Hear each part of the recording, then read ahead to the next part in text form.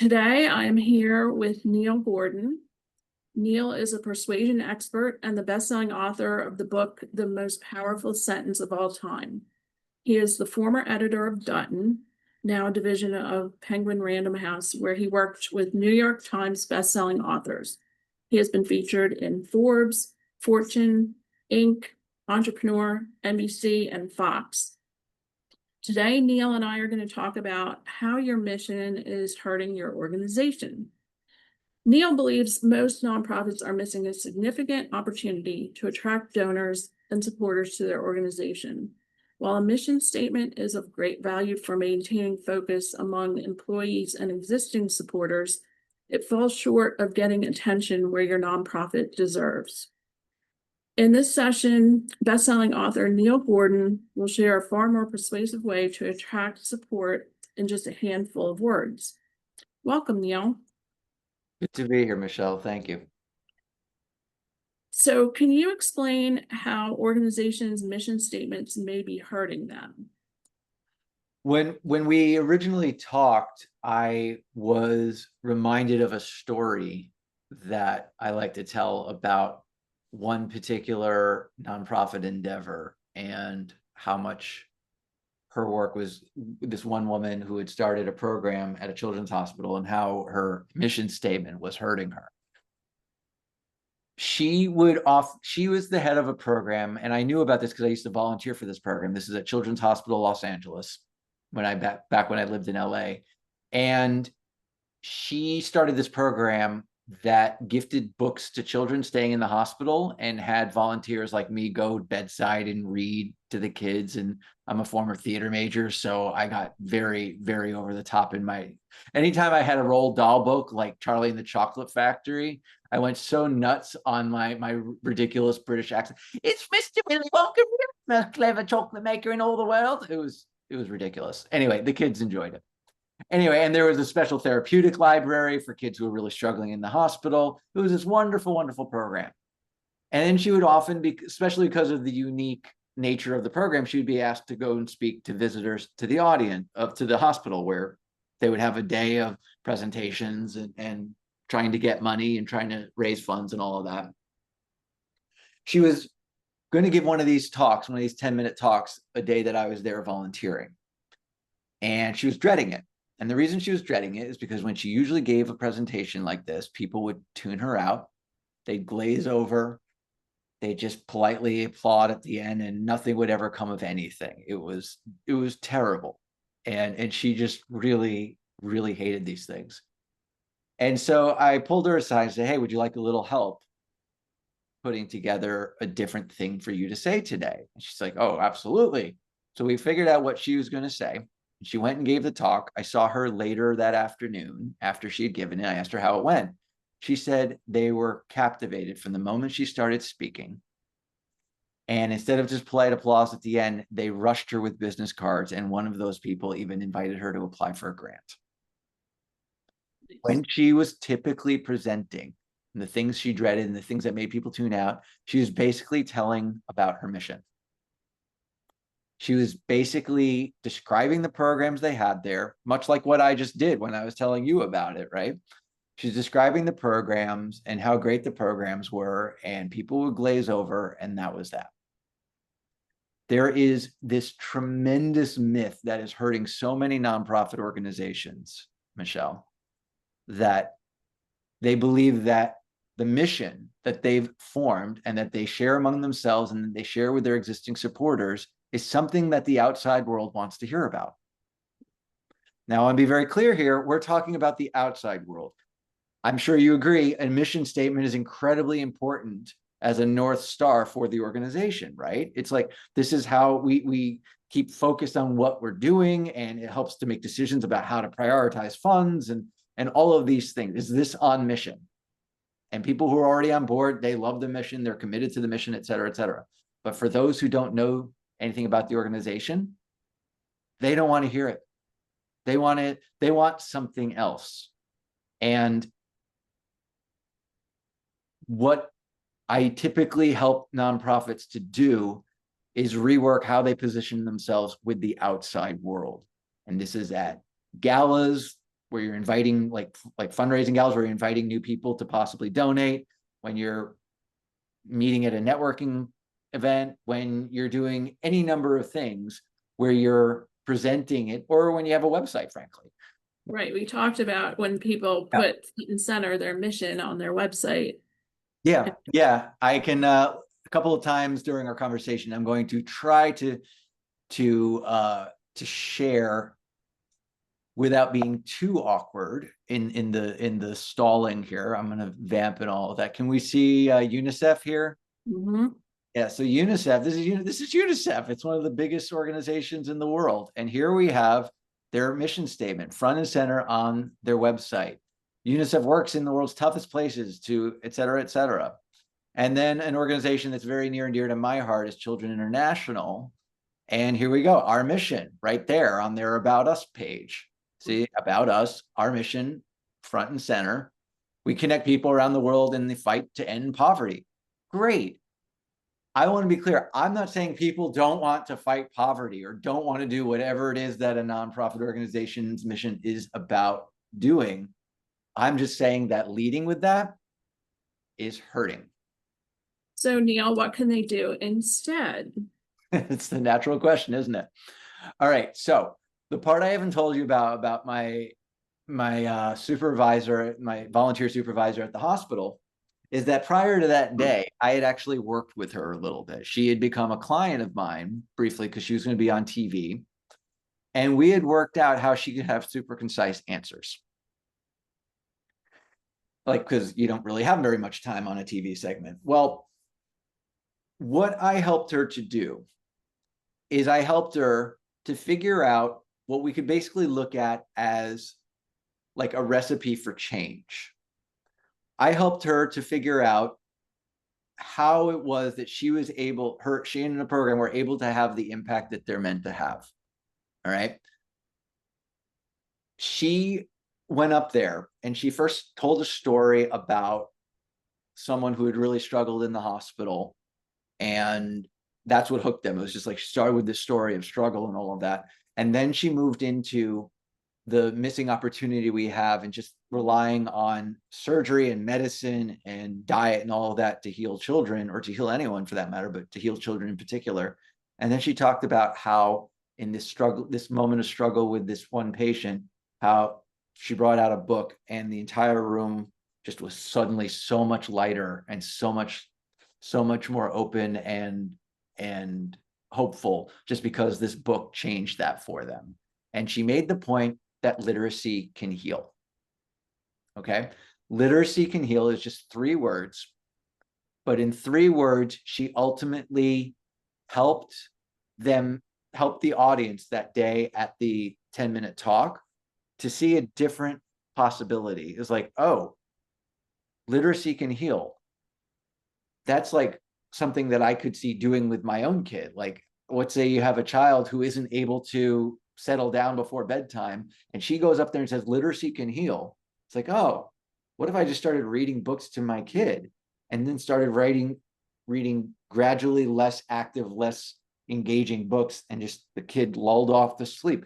Maybe it works, maybe it doesn't, but the point is that the person in the audience that day had that idea because she was able to do something very important. She was able to convince them that change was possible. She was able to show them that there is a rich opportunity just by introducing something simple like a book and having a meaningful healing experience, either in the hospital or not. Okay. And so the reason why they rushed up to her with the business cards, invited her to apply for a grant, is because they thought their resources were going to have an honest to goodness impact. A mission statement is great in theory, but when you lead with that, like Children International does right here on this page, you're saying, the people who don't know it and don't know what's possible are saying, oh, well, that sounds nice, but can it happen? If I gave you money, is that actually going to do something? Right. It almost sounds like something they're trying to do, but we're not sure that it's working. It's working.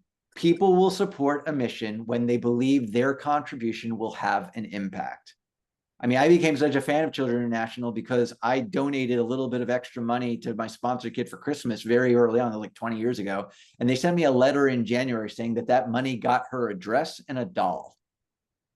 I got that letter. I went to Zambia later that year and visited with her and met her and stuff because I became such a strong advocate for the organization just because I donated like $25, $30, something like that. And it gave her something meaningful and tangible. I realized that my small contribution had an impact and I became a borderline zealot for them. Okay. That is ultimately what we want for our nonprofit leaders and their organizations, is to convince others that if they support them, whether it's financially or it's partnering up or whatever it is, that they're going to have an impact. That's what the audience wants. And then once they become, I mean, I became much more evangelical about Children International's mission on the inside when I understood it better. But that's a step that most organizations skip over.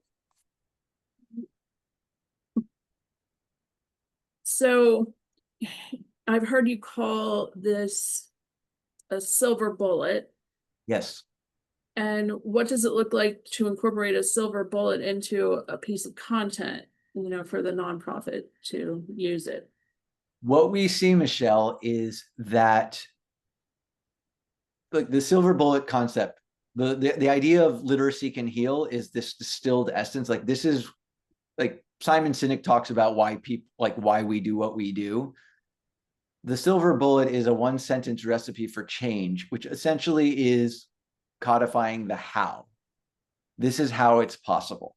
Literacy, how do you heal a child? You introduce literacy into their life. And there are all sorts of these distilled essential sentences. And this is, like you mentioned my book at the beginning, the most powerful sentence of all time. Well, the silver bullet is that sentence. I think I have this in my, let me just, here we go. The ultimate measure of a man is not where he stands in moments of comfort and convenience, but where he stands at times of challenge and controversy. That's Dr. King, of course. And then Gandhi said, forgiveness is the attribute of the strong. Like literacy can heal, this is a certain kind of sentence. It's like, if you want an amazing outcome, then take this action. So if you want to be strong, then you learn to forgive. Okay, that's what this is. I have another thing, another exercise that I can share with everyone. This was an organization that I also volunteered with back in LA called Young Storytellers. And it says, young storytellers engages creativity through the art of storytelling. Using the timeless techniques of mentoring, collaboration, and performance, we provide public school students with an opportunity to write stories and see them brought to life on stage and film. Our mission is to inspire young people to discover the power of their own voice. Nice mission, right? Who wouldn't want to inspire a young person to discover their voice? It's great. However, it's missing an opportunity. So I did a little exercise. They don't have this as their mission anymore. This is years ago. But when I was working with them, I realized, oh, wait a minute, that's an opportunity. So I rewrote this passage to be this. Many children grow up believing they have nothing of value to contribute to others. They stifle their voice by conforming. But at Young Storytellers, we believe that creative collaboration with adults helps young people discover that voice. We help public school students write stories and see them brought to life on stage and film. While both passages speak to what it is they do, in this case, it's the last sentence of the second one. We help public school students write stories and see them brought to life on stage and film. This includes this silver bullet. Well, I see the first sentence. Many adults reading that can say, yes, that was me. Right.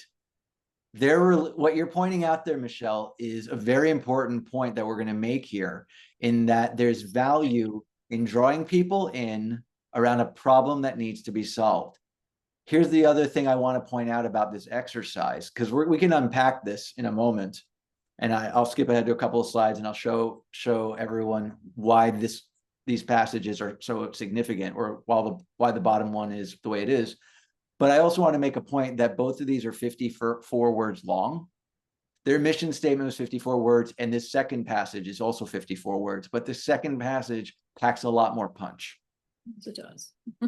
All right. And so when we go back to this, first of all, this red passage here, that's the silver bullet. Okay. Creative collaboration with adults helps young people discover their voice. That's the idea. If you're a child and you don't feel you have a voice, but you collaborate in a safe environment with an adult, you're going to find it. It's cause and effect. It's like when you take this action, collaborating with adults, you'll have this amazing outcome, which is finding your voice. Right? So that's the idea. But to your point, it starts with something compelling. Many children grow up believing they have nothing of value to contribute to others. How many of us as children felt that? You're starting with a problem that people want to solve. I mean, there's so much. I don't want to like talk in case we want to take a beat. You want to ask me another question, but this is where we're striving for here, Michelle. We're looking to move away from the mission statement instead to empowering people to believe that they can have an impact. So how can other nonprofits go about creating this silver bullet, or some other examples of how you've helped others maybe? So yeah, that's great. Let me stop the share so we're not staring at that the whole time. I like to teach people a very simple technique for finding a silver bullet, because you're taking your organization and distilling it down to one sentence. That could feel a bit daunting, right? Mm-hmm. What I like to tell people about is the movie Moneyball with Brad Pitt and Jonah Hill from like 15 years ago. And early on in the movie, Jonah Hill's character teaches Brad Pitt the concept of Moneyball. But rather than deluging him with all of this technical jargon, and because it's an economics concept and all of that, he says there's an epidemic failure within the game to understand what is really happening. Your goal shouldn't be to buy players. Your goal should be to buy wins. And in order to buy wins, you need to buy runs. So from that, we could actually look at a silver bullet, even though it's not a nonprofit thing, but we can look at that as an example of silver bullet. The key to winning at baseball is not to buy players, but to buy runs. Okay, that's a cool silver bullet. He doesn't say that explicitly, but the idea of that's behind the silver bullet is there in the conversation. But I bring that up because the way he frames it, that epidemic failure, is wonderful for figuring out one's own idea. Because to get clear about what the idea of Moneyball was, he contrasted it with the false beliefs, the false notions, the myths that are out there, the solutions of which he least approved, the ones he deemed epidemic failures. And so that's what a nonprofit leader can ultimately do to find their organization's silver bullet, is that they could say there's an epidemic failure within whatever realm, like in fighting poverty, for example. There's an epidemic failure in fighting poverty. What most people believe is blank, that the key to ending poverty is blank. But here we believe that the key to ending poverty is blank. And so the basic idea here is that contrast creates clarity. When you contrast your ideas with those of which you least approve, you will be able to figure out how to put it into words. So I've heard that even said about, when you're putting your blurb on your book as an author, or on Amazon, you try to find the pain point and get to how you're solving that pain point.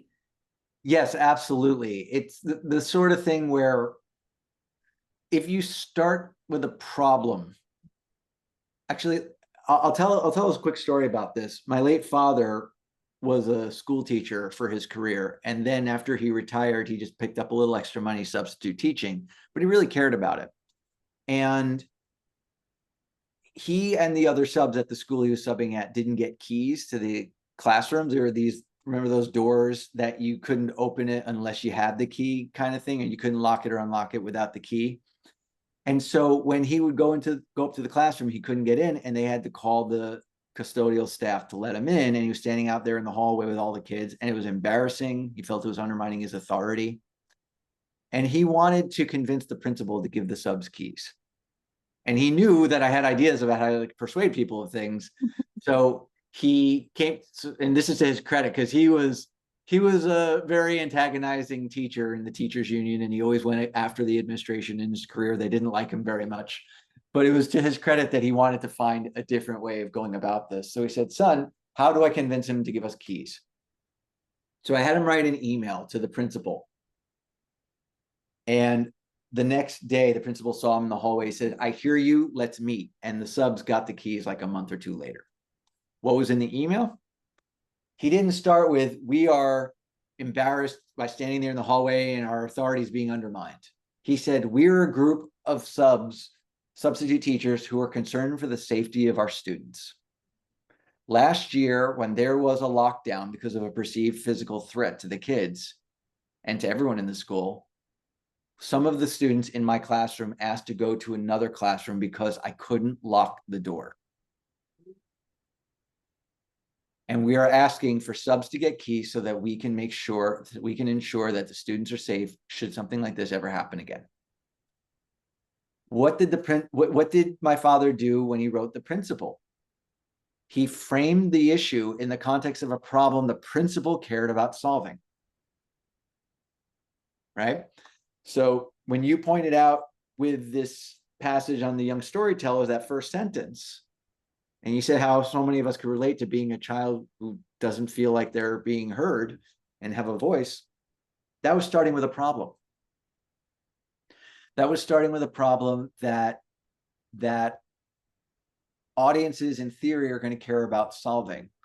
So here we have that four sentence passage, the 54-word passage, and I've broken it down into 4 parts that really form the basis of any kind of content that the organization might want to put out, whether it's an elevator pitch or it's a 3-minute speech at a gala or whatever it is.